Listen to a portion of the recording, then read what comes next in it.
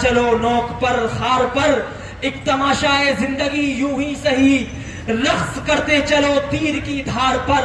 और तुम में शामिल है सुर्खी जवां खून की, तुम में शामिल है सुर्खी जवां खून की। आसमानों से रंगे शफक छीन लो, क्या देखते हो दस्ते सितम की तरफ, अगर अपना हक चाहते हो तो हक छीन लो। आपको इस बात का सबूत देना होगा, आपको इस बात का फैसला खुद करना होगा। आपको अपना मुस्तकबिल संवारना है या बिगाड़ना है। आने वाले 5 सालों के जिम्मेदार आप खुद होंगे।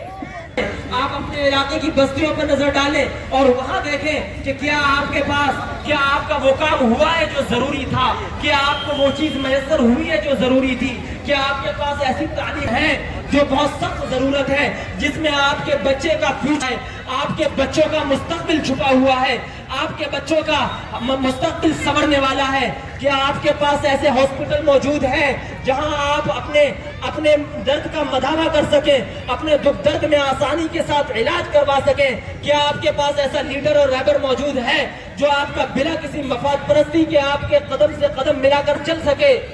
तो मैं ये समझता हूं कि ऐसे मौके पर भी अगर आपके साथ कोई ऐसा रहबर खड़ा हुआ है तो आपको अपनी तमाम कोशिशों को उसके कंधे से कंधा मिलाकर चलना चाहिए। उसकी ताकत, उसको अपनी बाजू से उसको ताकत अता करनी चाहिए।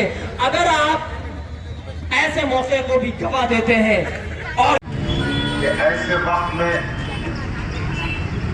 जब जिस सियासी पार्टी में मैंने 10 साल दिए, 10 साल के खिदमत पेश किए, वक्त को वक्त नहीं जाना, लाखों करोड़ों रुपए खर्च किए, पार्टी को मजबूत करने का काम किया। हद तो ये है कि बैरिस्टर असदुद्दीन अवैसी साहब ने 2024 के पार्लियामेंट्री इंतखाबात के बाद जाते जाते मुझसे वादा किया था कि औरंगाबाद मशरक़ी हलके से मुझे टिकट दिया जाएगा।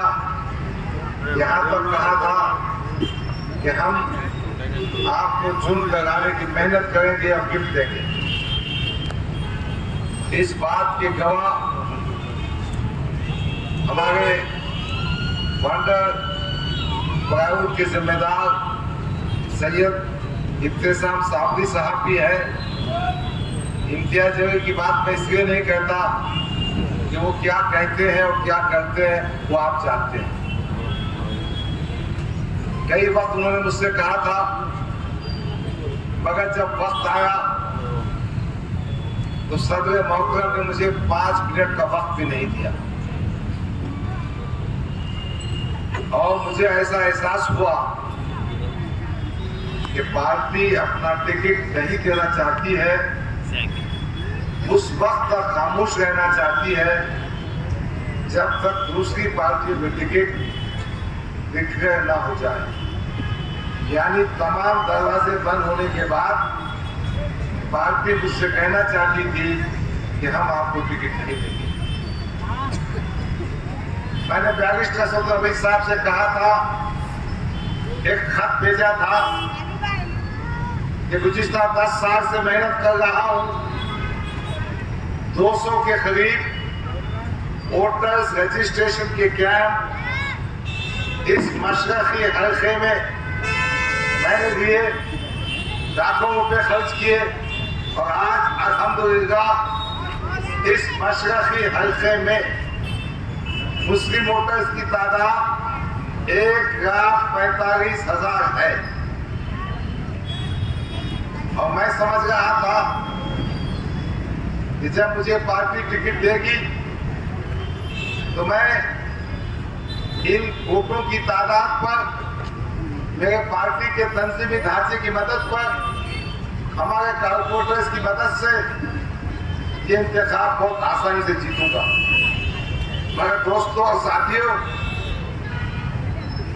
बात यहां तक पहुंच गई कि एंड टाइम पर जब मैंने महसूस किया कि पार्टी मुझे टिकट देना नहीं चाहती, तो इमरान प्रतापगढ़ी का फोन आया मैं दिल्ली गया, हमारी पार्टी इतनी मेहरबान थी और इम्तियाज जलील ने इतने बयान दिए थे, अगर डॉक्टर गफ्फार कादरी को कांग्रेस का टिकट दिए तो मैं नांदेड़ से लोकसभा की सीट उम्मीदवार बनकर खिलाऊंगा, मैं यहां से खड़ा रहूंगा, मैं वहां से खड़ा रहूंगा। मगर मुझे मेरे साथियों पर, मेरे बुजुर्गों पर, मेरे गरीब नौजवानों पर फख्र है कि उन्होंने मुझे हिम्मत दी और कहा कि डॉक्टर साहब आप चुनाव लड़िए। मैं अबू आसिम साहब का शुक्रगुजार हूँ, हालांकि उनको भी काफी डराया गया, उनके खिलाफ उम्मीदवार देने की किया गया, मगर अबू आसिम आजमी साहब ने मुझे टिकट दिया और मैं आज समाजवादी पार्टी का उम्मीदवार की हैसियत से आपके सामने। एक बात मैं कहना चाहता हूं कि कौन आदमी एमएलए क्यों बनना चाहिए, एमपी क्यों बनना चाहिए और सियासी ताकत क्या होती है।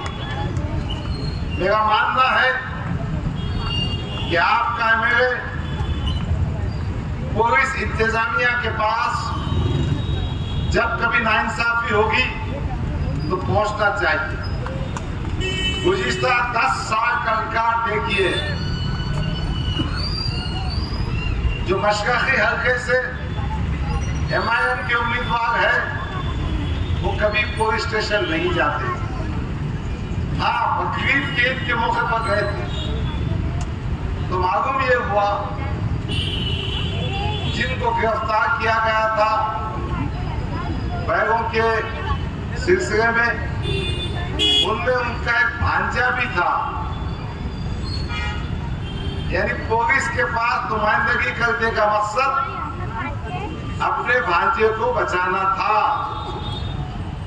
मैं कहना चाहता हूं, बताओ ऐसे कौन सी जगह है जहां आपने नुमाइंदगी की पुलिस के पास।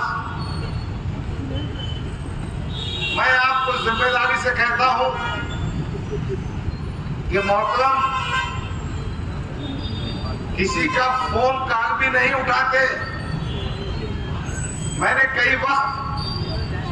कई फोन किए, मेरा फोन नहीं उठाते। पार्टी का सदर जब वक्त पड़ता है वंचित बहुजन अघाड़ी से इत्तेहाद का तो हमारे गांवों का हाथ लगाता है। ये हमको फोन करके कहते हैं कि जस्टिस कौन से पार्टी के बजाय मुझे उम्मीदवारी दी जाए।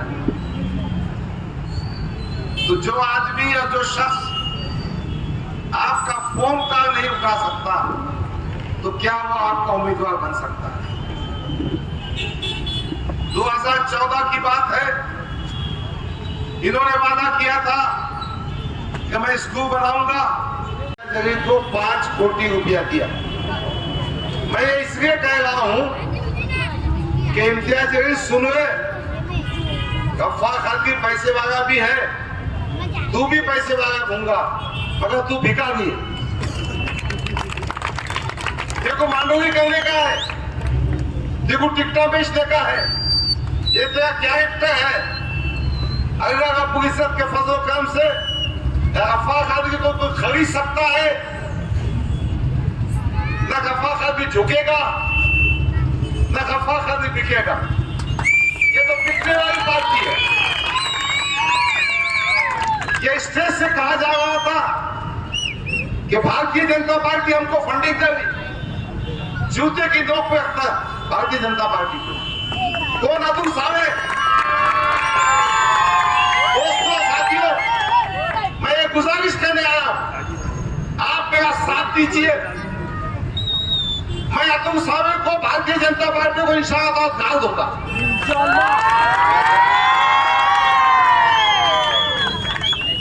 मेरे में ताकत है कि मैं फडणवीस के खिलाफ बात करता हूं और ये पट्टा ये फडणवीस का एजेंट है, फडणवीस का गुलाम है।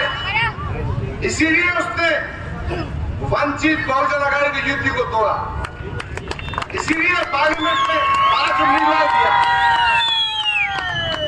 तो ये फडणवीस का जो एजेंट है ना, इसको भी दफन करेंगे अपन, और अतुल सावे को भी, भारतीय जनता पार्टी को भी। अतुल सावे के खिलाफ काफी हिंदू माइंड बना हुआ है। मैं जय भवानी गया था, मैं विश्रांति नगर गया था, वहां की जनता बहुत नाराज है। 10 साल में अतुल सावे ने भी जेब भरने का ही काम किया।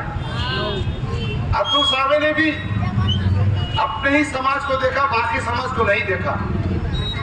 हम समझ सकते हैं कि दुश्मनी मुसलमानों से है, मगर उन्होंने अपने समाज की दूसरे समाज की मदद नहीं की। बहरहाल एक गुजारिश करता हूं, दरबंदरा तौर पर आप किसी के बहकावे में मत आइए। आपके पास बड़ी बड़ी बातें की जाएंगी, अल्लाह रसूल सहाबाए कराम शोहदाए करबला बुजुर्गाने दीन, फिर माफी मांगी जाएगी ताकि इसको अपना घर में पैसे जमा करने का मौका दिया जाए।